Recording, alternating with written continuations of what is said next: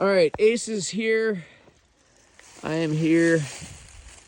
I'm trying not to get upset that, you know, here I am doing a little content piece and Mr. Ace is making bad choices.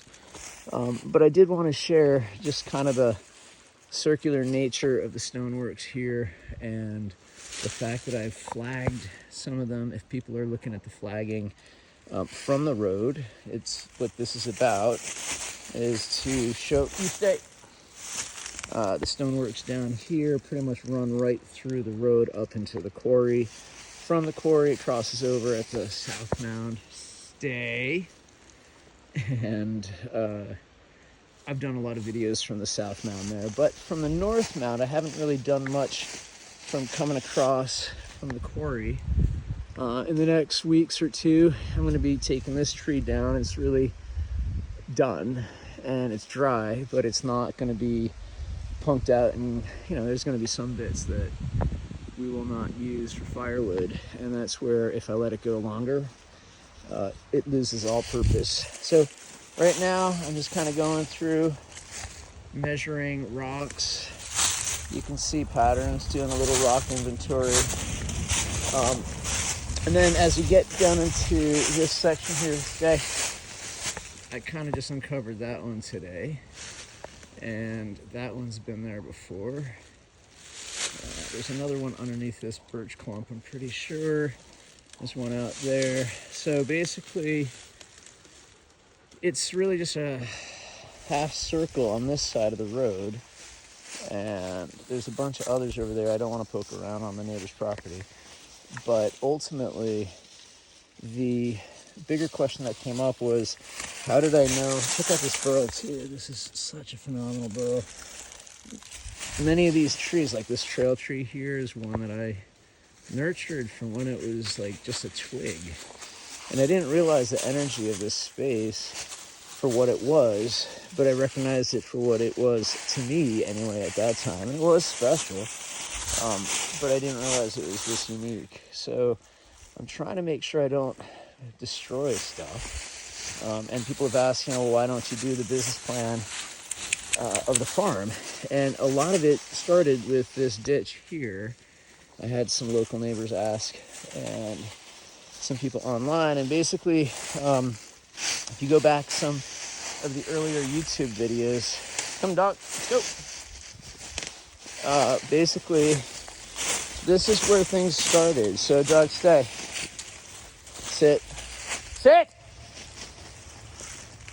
So Ace has gotten to the point where if a car comes along, he gets easily distracted. And I need to train him much harder as a husky to pay attention to the commands.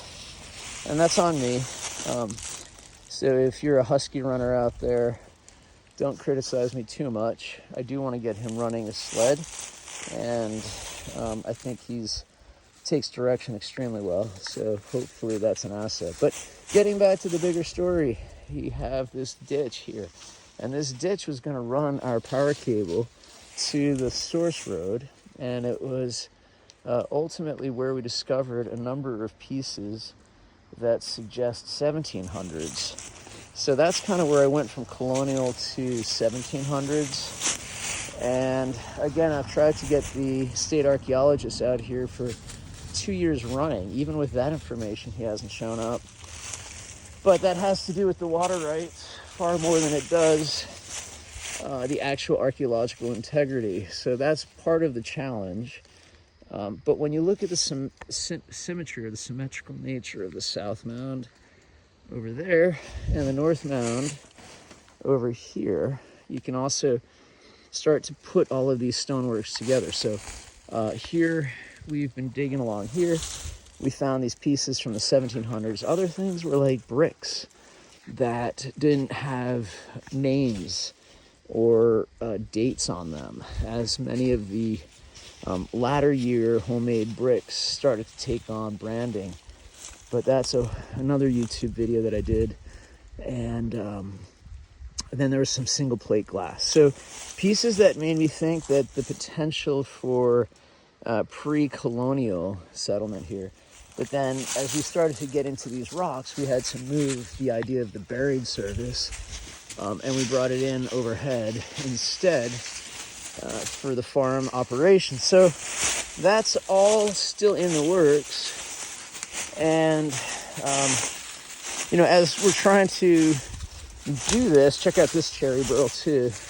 That's another one of the trees that I want to harvest solely for my own woodworking, but I've had those all my 35 years back here, and every time there's always a different thing of, well, I'm not going to cut it this year, and so it just keeps growing. But, you get to this point where there's just a series of stoneworks that I always thought was just colonial farm, but then you start to look at this land and realize not much was happening here. Maybe some herding, but then the rock walls don't suggest livestock at all. So this is actually where we had our staff trailer. Somebody burned it down in an arson. And, the other thing that was back in this area, this apple tree was a huge clue to me that a previous farm existed at this location. And that's where we then found in that dig, that foundational, the foundation of that previous farmhouse. Now that also could be that it got covered in, but it could also be that it's a previous well house. There's a spring in here. So this is where we were looking to put in a well to help with our archaeological and farming needs down on this side of the mound. And then other people were coveting that water and targeted us in an arson attack. And that was unfortunate, but that had a lot to do with government and corporations working hand in hand to feed each other more and more profits to each other so that they could coexist quietly, rubbing out any kind of small independent operation, much less, once it's a religious orientation, they get kind of like, oh, well, there's a reason we can now target him. And that was unfortunate, but it is what it is. So we have a lot of work to do to clean this space up, to open it up for the archaeology. As you go to the north here, that takes us to the mound and the recent summer solstice sunrise mound set that was uncovered this summer is right over that direction. You can only see it just in a distant view, but I'm not going there now. This is the north mound, but this is kind of the gap in between. And so we're just going to cross back over to the south mound.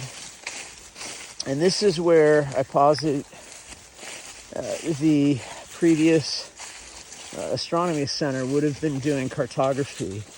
Almost, if you think about it, as like two eyeballs, and the space in between would be this triangulated way of calibrating, and maybe not just triangulated with 2 points from a north mound, a south mound, but maybe from the quarry as well. So you have triangulation literally in the 3 form. And ultimately, if you have a wetlands, sort of not even 6 inches of water, but all uniquely aligned in a way that you could then just place rocks in alignment with the stars above, you really can map out the entirety of the celestial. And if you're doing that on a calendar that works with the sunrise from solstice summer to sunrise summer, winter solstice to the east and the sets to the west as it is here, you pretty much have a full calendar at your disposal. And so the technical implementation, I've gone down that road before in other YouTubes. What we're finding now are just more stoneworks, and the symmetry or the statistics of repeating patterns are now extremely measurable and documented in the work that we've done, but it can be reproduced by others if interested. It's all been published, peer review stuff, etc. Links have always been open sourced and available. So I'll put them somewhere. I'm not sure where this video goes, but probably we'll link the peer review site as well. And so this is kind of where the pond is, up on this side here. And we're finding more and more stoneworks in here that connect the south mound across to the north mound as well. So almost forming like a helix, where this line goes under and then up, and the helix goes up over the quarry and down and across to that space where we first started the video. So yeah, that's kind of what's going on here at the Meadow House Observatory. Hope everybody's doing well. Peace.